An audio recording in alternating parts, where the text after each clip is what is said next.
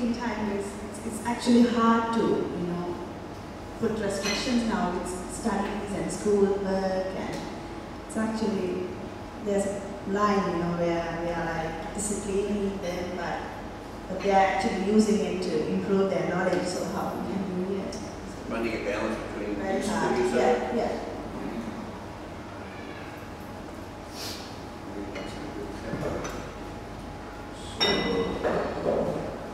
Because we can have some discussion during dinner time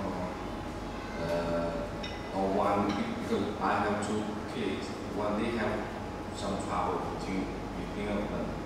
If I tell something that we try to resolve to tell them how to do.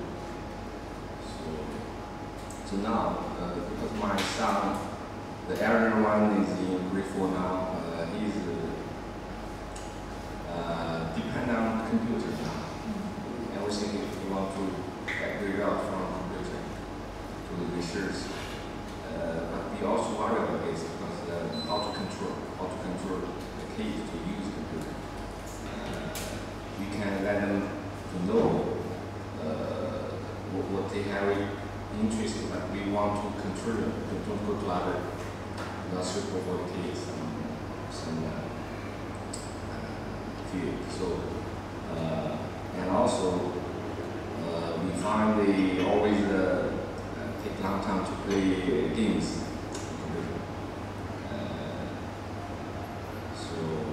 So now we start to discuss with them now. We want to let them know how to control themselves. Yeah, I think you're touching on something really important, which is teaching a skill. You want to teach them a skill, which is self-control. And children who can exhibit self-management. Yeah. Children who can exhibit self-control and self-management are shown to be more successful after high school than children who might be more intellectually getting better grades, right? The real skill that your kids need to learn is self-management and self-control. Yeah, who else? Does anyone else have something they want to share?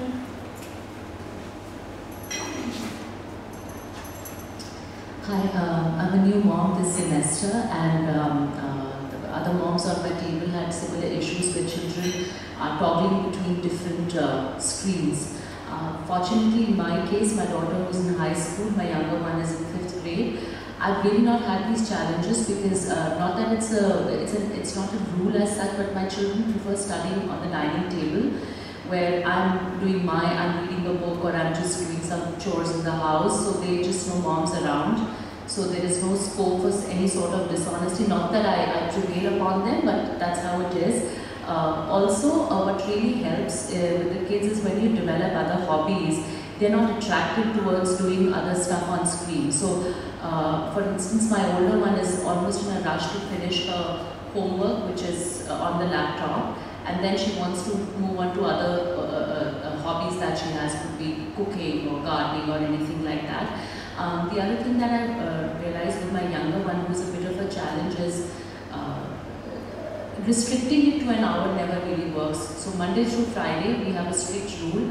It's non-negotiable. There is zero screen. Of course, there's a little bit homework, but luckily, what I've realized with OSC, it's not so much laptop-based. So yeah. Right now it's not, but as your child grows older, you're going to see what the older parents are saying. Is that the parents of older kids are saying there's a lot of homework online. Okay. Yes. So I'm not even experienced that with my older one so far in comparison to the previous institutions. So yeah, I just feel that they just do it and they are just ready to shut the laptop and move on to other things. I think, does anyone else have that problem of kids are switching screens? Yeah, or maybe right now that's not happening. But I think we're going to have some role playing up here from some experts, from some adolescent experts, and they can maybe give you an answer of how to resolve that problem. Okay, does anyone else want to share before we move on? Any other tables want to? So on our table we were discussing how having these Teck Talks is actually transition to the children. So actually the parents being involved in understanding how technology is influencing our children. The children are actually learning from that and are being more responsible themselves. We also, what also came to light was actually the children were telling us when to stop using devices and when they're also needing family time. And I think just sharing on from what some others have said, that what we're finding is there's a little bit of a difficulty in distinguishing what's screen time and in terms of personal use and what's screen time for homework and how we differentiate between those two to the children. I think that's the benefit of the family meeting, is because you have to keep asking your child every family meeting, are you getting more homework online now? Does that mean we need to readjust what we term as screen time? And obviously you can check that with the teachers. In each grade level, they will get more screen time, and that's when you can say, maybe we need to readjust your screen time because you're getting more homework online, right? That's why family meetings, I think, are so powerful, because you can have those discussions before they turn into kind of fighting, which is, I think, what we kind of talked about at this table. I also heard at that table a comment that's, I think, happening everywhere. Because we're talking about it at school with kids, and because you're talking about it, more discussions are taking place at home. Very healthy discussions that aren't just about, don't do this, do this. Really open communication is happening around technology, I think, and we're all learning together. Whether we call it screen time or tech use, that's probably not so important. It's what is the quality, what is the benefit of any of our actions? And so as a parent and as teachers, we're constantly challenged to try to make some of those decisions and prioritize how we spend our important time. Okay, so what's really important that we need to do as parents is understand the developmental stages of childhood and adolescence before we impart boundaries on our kids. And why do we need to know that? Because the fact that you have your kids in this school means your kids are all highly intelligent and highly capable people, let's face it. And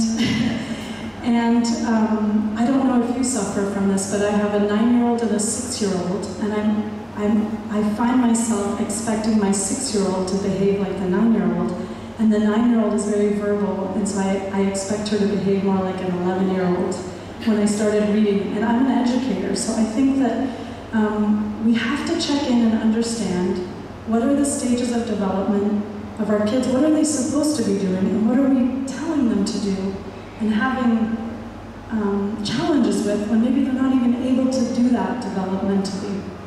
So we can break developmental stages basically into 3. There's physical, there's social emotional, and there's cognitive.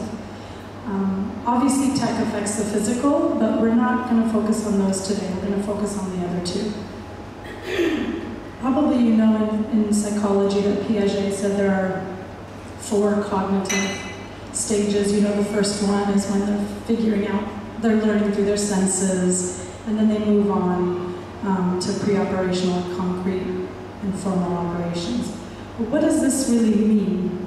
Okay, what would you see in your child throughout these stages?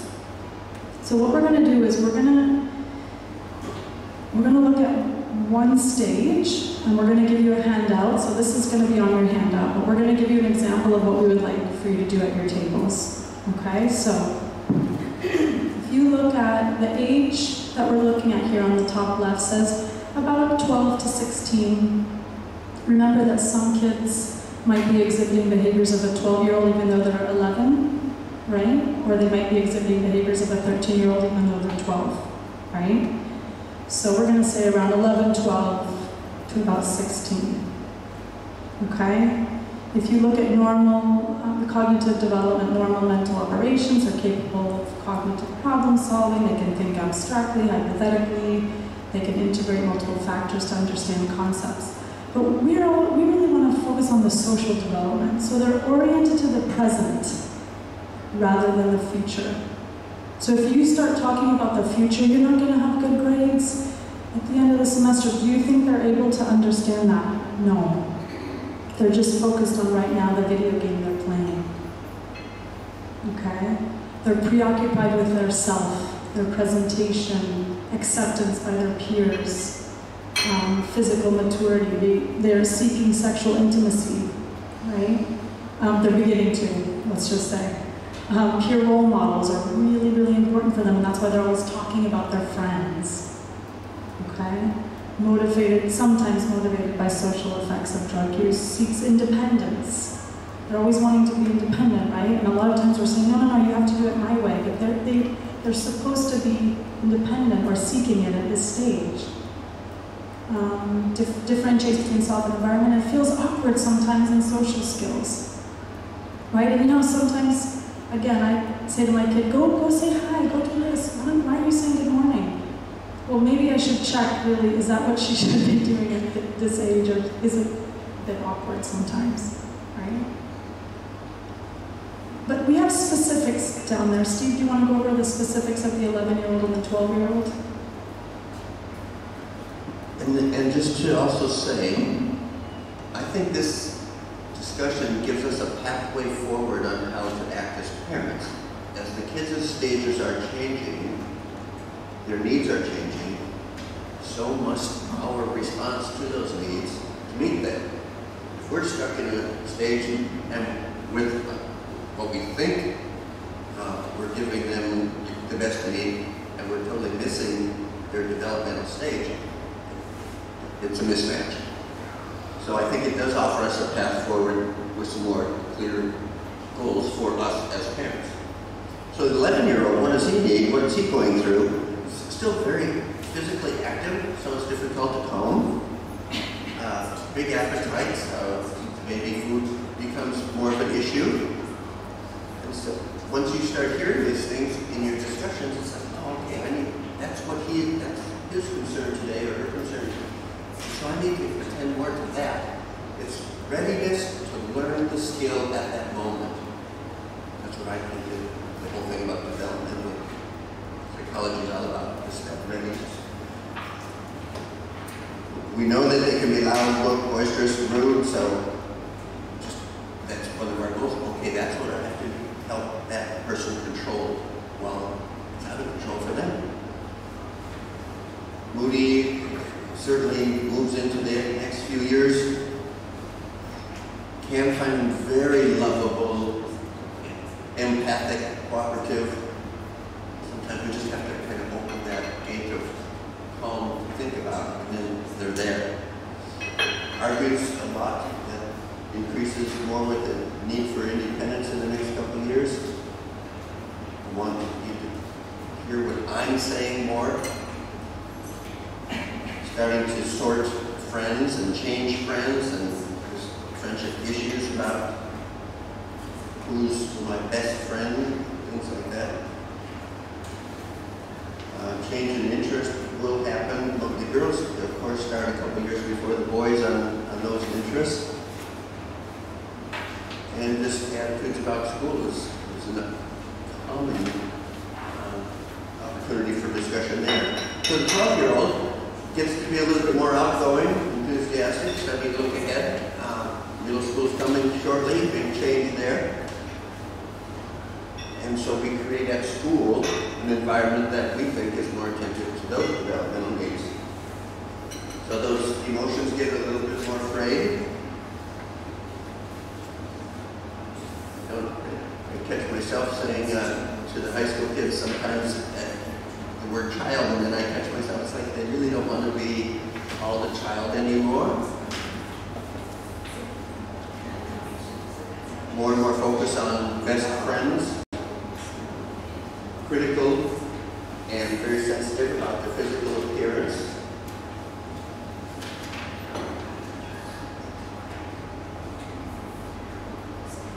Sometimes, certainly I see this in the early middle school years, they don't like to be pointed out as doing something well, embarrassed if you point that out in front of their friends at that point.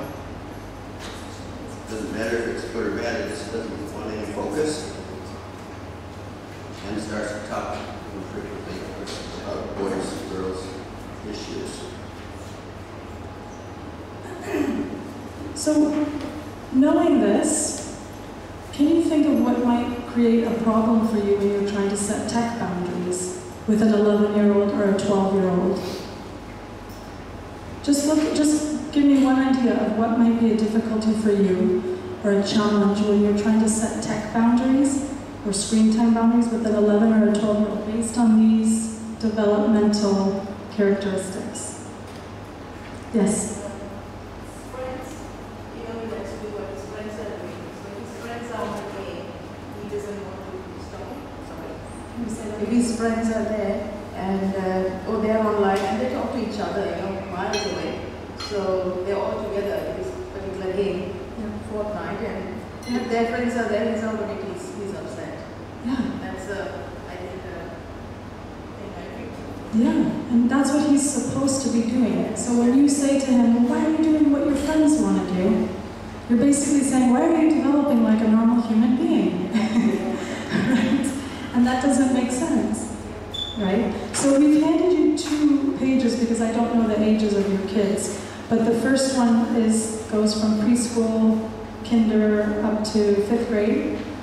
If you turn it over, you'll see very specifics of what a 5-year-old, 6-year-old, 7-year-old, 8-year-old, 9-year-old, 10-year-old should be doing, or might be doing. Remember, if your child is 9, she might be exhibiting 8-year-old and 10-year-old, and maybe even some 11-year-olds. This is not an exhaustive list, okay? And then the other one is the age 12 to 16, age 16 to 18, and on the back,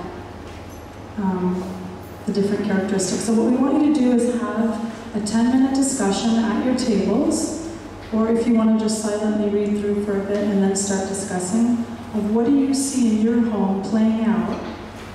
Kind of the example I gave before that I look at the list of the 6-year-old and I don't treat my 6-year-old the way I should on the developmental stages. I'm treating her more like a 9-year-old maybe because I have a 9-year-old. And so I need to learn really what a 6-year-old should be doing. And that's what this is about. So we'd like you to take 10 minutes to read through this and discuss some of these at your table. Okay? Yeah, did you get it? You should each have gotten 2 weeks. You want to share it? Do you want to take your own or no? You should each have.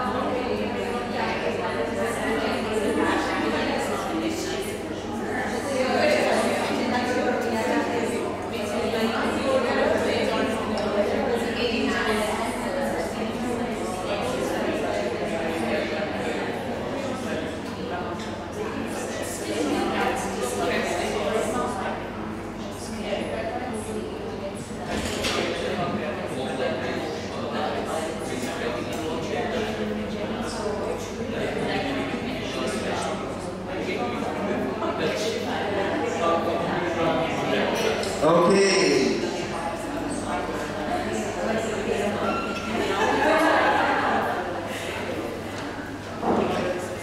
I find many of you are really focusing on this. It's making sense. I can see it. If I had you as students, I can see your minds really going. We would like to learn of a couple situations where you see you might be missing your kids developmentally in your discussions and your focus as parents. Can you give us something from your tabletop that kind of stands out for you? I think just to summarize one sentence, that you have to set the right example. So if you expect the kids to be off gadgets, etc., as a mother or as a parent, I think you also have to make sure that you are not in front of your phone or your gadget all the time. So that's helpful as well, because they realize that even the mom is not constantly on the phone texting and things like that. So yeah, just lead by example. Reminding us our behavior is the biggest teacher, isn't it? I think that's really hard to do though, and I think that's what came up at this table. Thank you. We were just discussing about how hard it is to limit and to self-manage screen time. As adults, we find it virtually impossible. You can check your iPad hours now, or your iPhone hours now. I'm sure some of them are racking up 27 plus hours a week. Maybe that's a low number, I don't know. But what we started doing in our house, because my 8-year-old wakes up at 5:30, 5:45, the first thing he'll do is pick up an iPad. He'll find one in the house, and I wake up and he's already had half an hour. And no matter what I do, he just can't resist it. So we've just moved into a new house, and I've deliberately set up one bedroom. We're lucky we can do this, and it's got the computer in there, and it's got the TV in there, and the iPads, and I lock the door, and that's what I have to do, because Monday to Thursday, unless they're doing homework or we decide there's something that we want to watch as a family, that's the only way I can stop it, really. If you look at a 10-year-old, did you say he's 10? I've got 8. Our home is 7, 9, and 11. Yeah. I'm just looking at the 10-year-old may resent being told what to do, yet needs constant reminders regarding routine responsibilities. So he will show resentment, or she will show resentment. She's supposed to. That's what she's supposed to be doing. And you are supposed to still be reminding of what the responsibility is, even though it gets exhausting, right? I just had a teacher approach me this morning to say the 4th grade situation.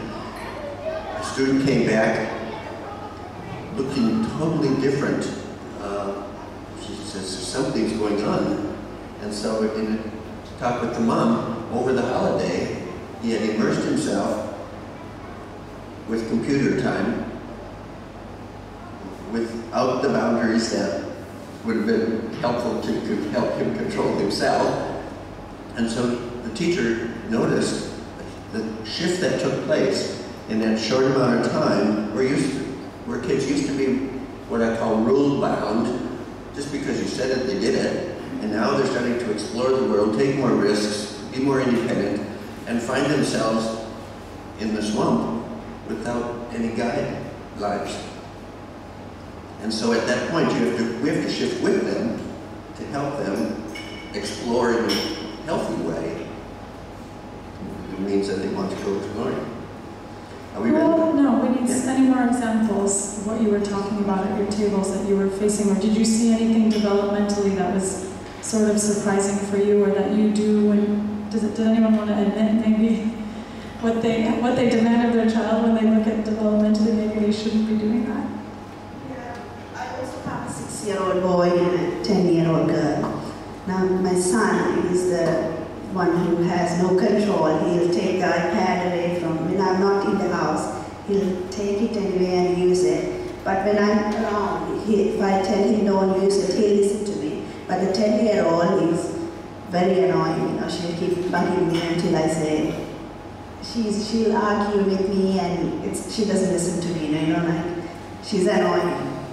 But the 6-year-old will listen to me, but I know when I'm not around, he's the one who uses it. But my daughter doesn't do it when I'm not around. But when I'm around, she's the one arguing. So I can see the different characters in these, yeah.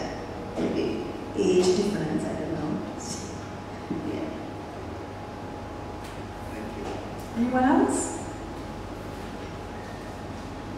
Okay, so we're going to move on, and I would like to introduce my peer helpers who can sit up here in these chairs, please. We have a new service at OSC, it's called OSC Peer Helpers, and we have been trained in active listening skills so that if a peer needs someone to talk to, they can go to a peer instead of coming to an adult, and they've been trained to know when they need to refer to an adult. And so they are going to role play for you 3 different scenes, and what we want you to look for in the scenes are developmentally, are they doing what kind of they should be doing? Or what do you see developmentally that they're doing in their behaviors that you say, oh yeah, that makes sense, especially looking at the part of social development. So my first scene, can you come on up and introduce yourselves? And make sure you tell the age so that the parents know which to look at. Hi everyone, my name is Yuji Mike, and I'm DB2. This kid will be portraying the father. I'm Aditi, I'm the BC1, and this kid will be portraying Before you start, can everyone hear you? Can we be louder? I'll just be a little bit loud. Is that okay? Louder? Okay.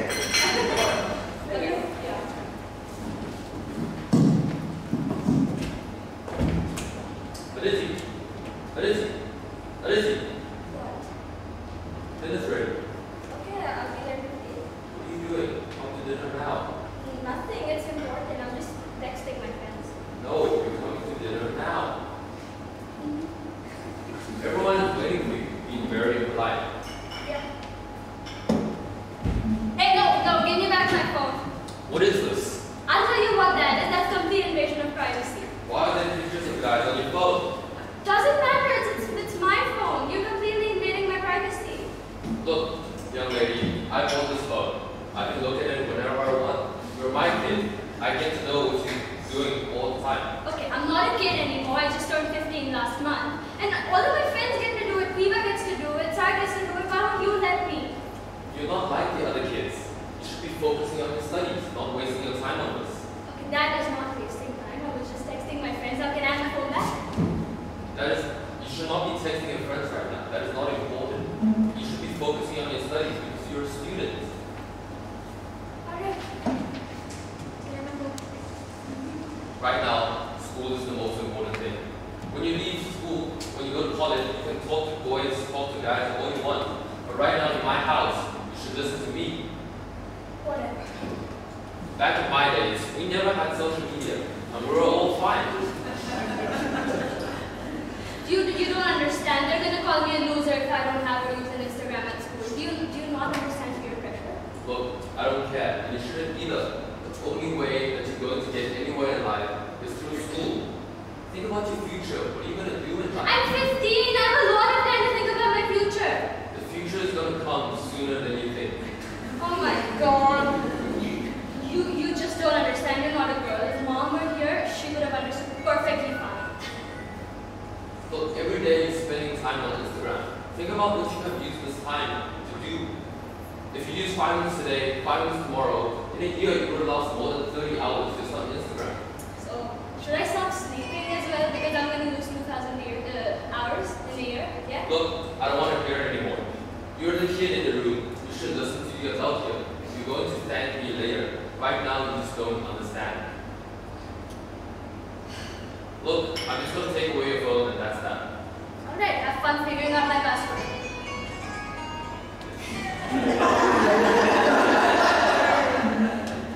Thank you. Thank you. Are you going to have a nice dinner? Not really. What did you see developmentally to be her needs at that time? 15, you said, right? Yeah. What does she need at age 15? Acceptability. Yeah, she needs to be accepted by friends. That's her number one, right?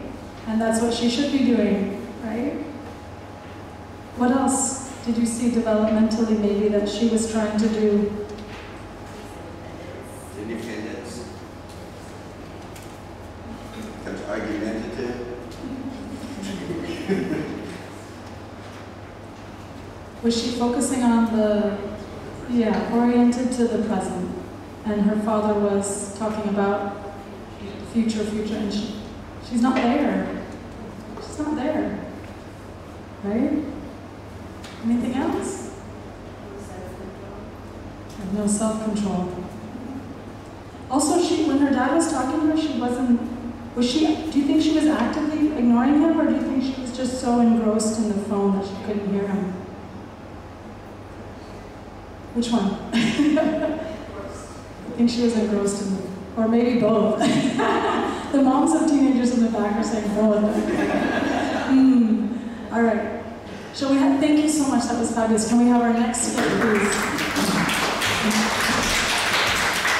So we want you to do the same thing. Just how old are you, Quiva? I'm Quiva. I'm grade 9. I'll be turning 11-year-old. So you have to speak a lot louder. And I am in 12th grade, and I will be portraying another. Yeah.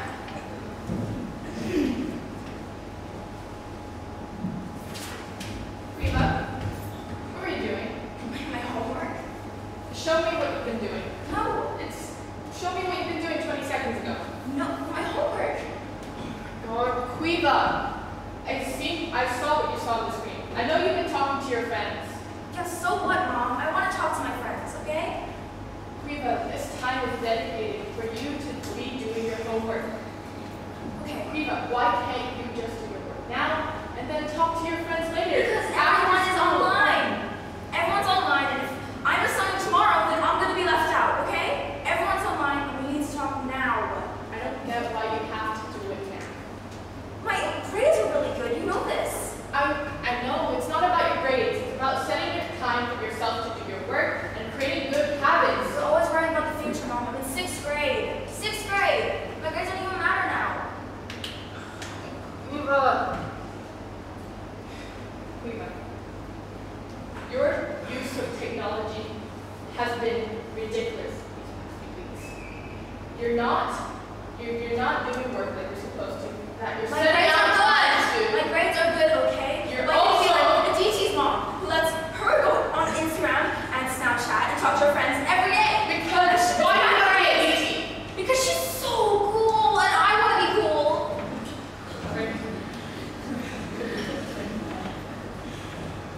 A DT. Oh my god, I'm so sorry, guys. Quiva, you've been spending less time on your work.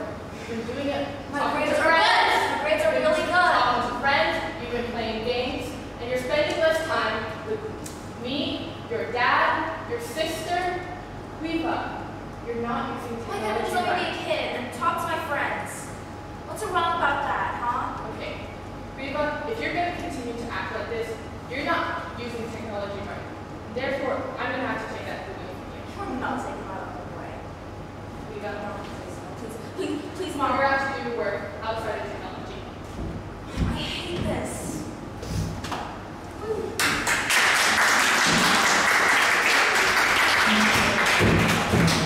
Thank you. More and more awkward moments. I think raised voices and make some people extremely uncomfortable, but it might be coming to you. What do you see going on there? 11-year-old, a little bit different than the 15-year-old? What needs does Quiva have?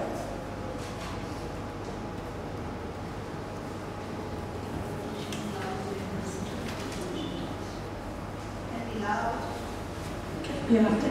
Can you read that sentence out loud?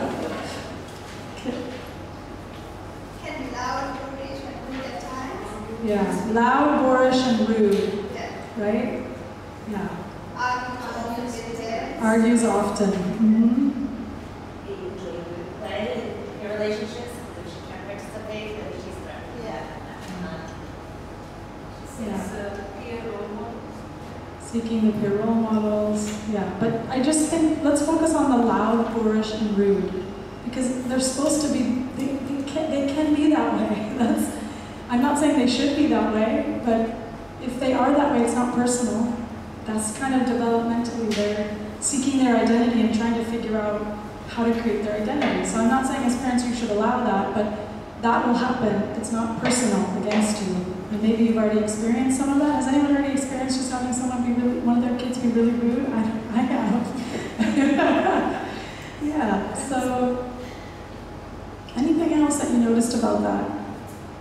I think also the social development part, like it says that from 7 to 11 that they learn behavior from parents and peer role models, and the way her mom was just kind of going off on her, and I think she was kind of reacting the same kind of way. Her mom was not listening. Her mom was not listening, she was interrupting her, and she was just doing the same thing.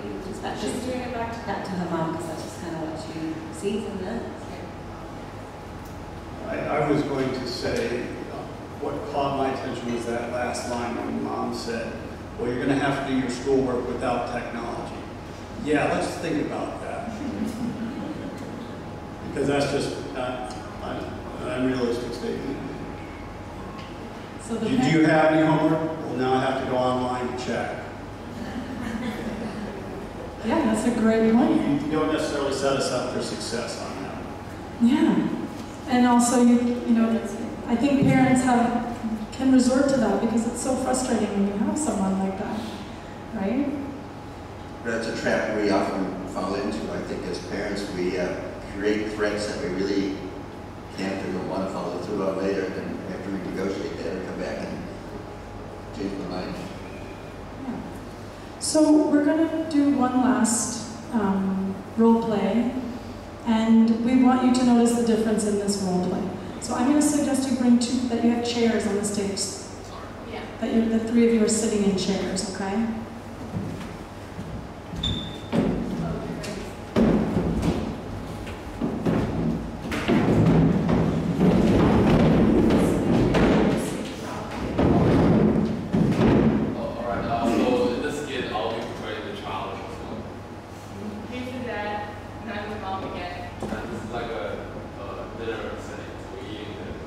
How old is the child? Oh, you guys can figure it out.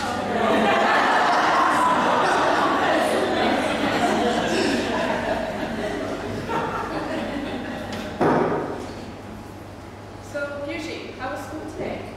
Oh wait, I think the most of the name was, I think, was called Reading. Yeah, I watched that. What do you think of it? It was okay. Some of the parts were a bit interesting, but I think a bit was exaggerated. What parts do you think were exaggerated? I think the part about the video game, I think that was way too exaggerated. Because I know that me and my friends play a lot of games, but none of us play games to that extent. Yeah, so how much do you play a day with your friends? I mean, I think 2 to 3 hours, that's not much, right? 2 to 3. Well, your dad and I think that video games, they are part of your childhood and you need it, but we don't think it's everything. That's why we only set a 1 hour limit in this household, right? Yeah, that's right. You should use it to your mom. And so why do you think 2 to 3 hours is justified? Yeah, but like that's the house rule. I play 1 hour in the house, but I play the rest out of it. I play at school with my friends. And why do you think it's important to play at school? We play games together because I think it's a good way to make friends. Because all my friends play games together, and that's basically what we talk about. So you socialize through, would you say, video games?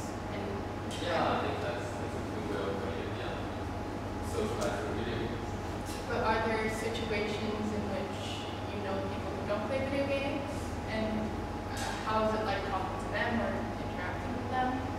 Well, yeah, I guess people who don't play video games, it's hard to talk to them. You know, like, I guess this is, like, I feel confident now. I don't know, I feel You just want to play games? Yeah, like, if I ask them something about the game and they don't know it, it's awful.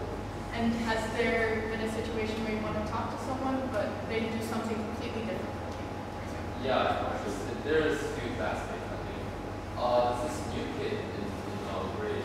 He seems like a really cool guy, but I don't know what to do because I don't think he plays the same game. So what you're telling me is that you play video games, and that's a way of interacting. That's completely fine. But there are situations in which you can't interact with people because they don't share the same similarities as you. Use technology like you. Yeah, I guess. I don't know. I don't know what to do. Would you like to talk about this more? See how Yeah, I think we can talk about this. we can think of ways in which we can talk to each other. Yeah, I guess that should be good.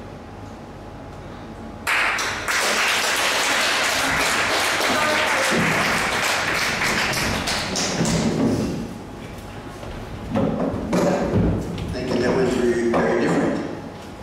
So let's pull that apart a little bit. Developmentally, about what age do you think the child student is? Not sure. Could be a big range, actually, because something else was happening. Pardon? Yeah, I felt he was younger because there was still a lot of parental respect and there was still a lot of listening going on, and he accepted the feedback in a more positive way. At least that's what I heard. Why else did that take place? Yes, he was doing a lot more listening. But I would say at most developmental stages that would happen because when you said that. Okay, his father. Pardon? I don't know. I think he's just got a lot from his father. What was the mom doing in her conversation that got him to keep talking? What did she do in her? She was listening. What else? Asking a lot of questions. Taking interest. She wasn't being judgmental, even though she doesn't really like video games. Right? Anything else you noticed that in her behavior? She was calm. She was trying to understand. Yeah. Did you? Conversation as well, She kept the conversation going. Did you hear when she said, so what you're saying is, or I think this is what you're saying, so she was summarizing back to him what he was saying to her, so she really got it. Did she try to solve the problem at the end? No. And that's usually, I think, maybe that's better to kind of say, can we just keep talking about this? Because maybe she still wants to push the video game thing. She doesn't really like her son playing video games, but she didn't want to just cut him off and be judgmental. Okay, so can I have my two OSC peer helper leaders explain what active listening guidelines are? They can use the microphone. So for us, active listening is a skill that we use in our peer helping, what we've learned and what we use when we are peer helpers. And it's a way in which we don't necessarily have to fix a situation, but it's something that we can listen to, and it always helps someone to be listened to. And it's great for them to reflect on their own issues and their own thoughts and ideas. So as you can see with like the last skit that we did, what we're trying to portray is that the parent is not trying to put the focus on the child, but saying that he has a problem. We're trying to make the child identify the problem himself. So it doesn't seem like the child is like forcing, the parent is forcing the child to do something. As well as that, it's not something that the parent is pushing at the child. We're not completely blaming video games as an entity. As you can see in the other situations, they were on their use of technology while they were arguing about it, while they were discussing it. So it puts the blame on that and their misuse. Whereas in this situation, it's more of an evaluation and kind of like stepping back from it. Yeah, and then with like the previous 2 skits that we did, the parents were always trying to give advice to the kids, like saying you should be doing this, you should not be spending time on Instagram, you should be studying. That's something I think as parents would tend to do because they're trying to idealize the child as something like their perfect image. Sometimes, yeah. And sometimes you just gotta let things slide a little bit and let them figure it out by themselves. Yeah. Can I quickly answer the question?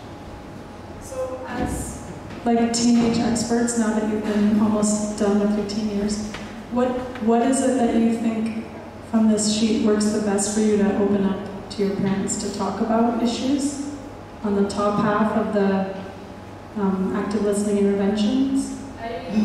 Usually the nonverbal support is quite effective because for me it just is a way that they can keep talking and you don't even need to talk.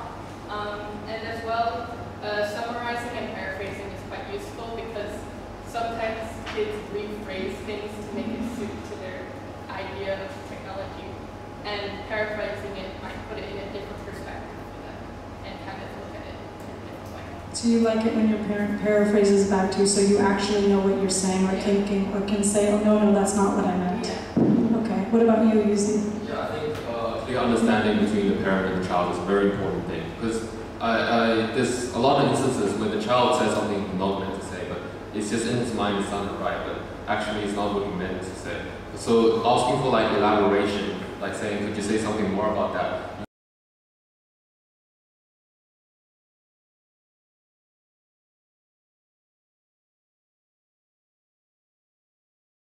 But that teenagers don't, or kids don't.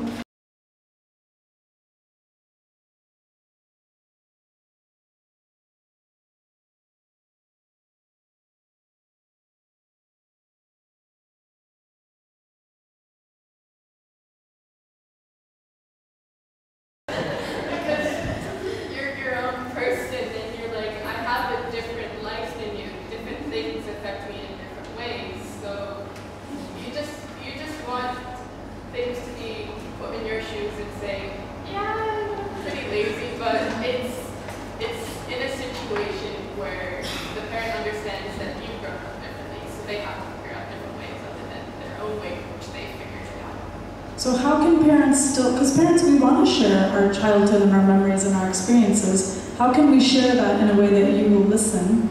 Or when should we share that in a way that you would listen? Usually outside of an argument. Outside of an argument, okay. You're more willing to listen to what it was like? Yeah. Okay. Yuzi, did you have an example?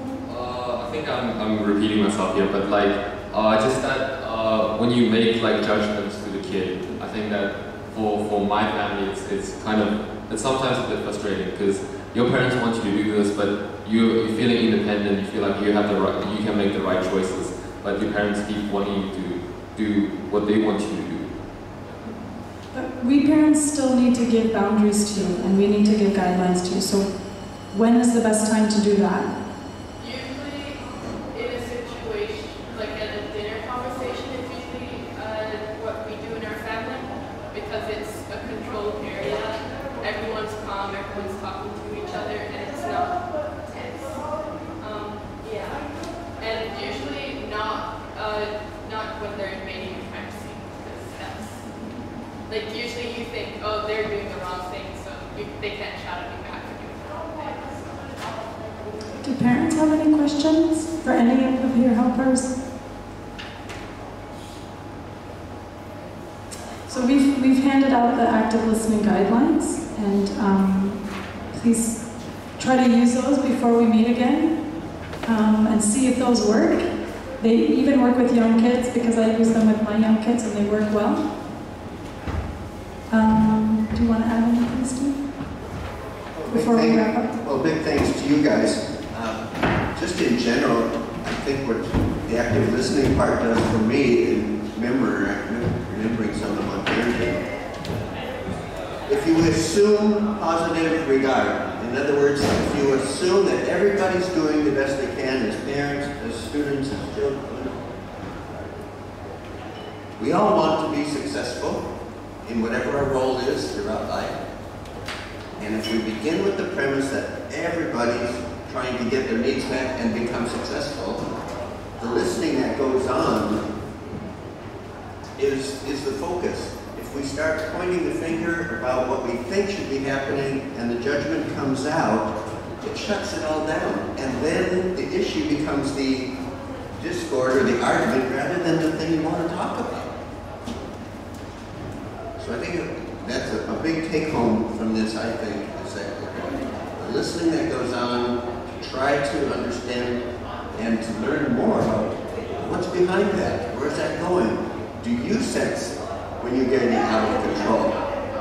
And then you have that discussion. When would you like me to get involved in your situation to help you accomplish your goals? Because I know you also want to be successful and balanced and healthy, and you see how your behavior is getting you off track. Just opening those questions, I think, will bring in a lot more fruitful ends to some of these stories. Does anyone have any final questions or comments they want to make? We are going to announce our next Tech Talk because we have a special guest speaker another special guest speaker coming. Hans Villamoria, he's an online safety expert. He's spoken before at OSC. We have contracted him to speak about online safety, February 14th at 7:45 a.m. I will send out a reminder, and I'm thinking this might be a big one because he's pretty amazing, actually. He's a real huge resource we have. Okay? Can we give another round of applause for our peer helpers? Thank you.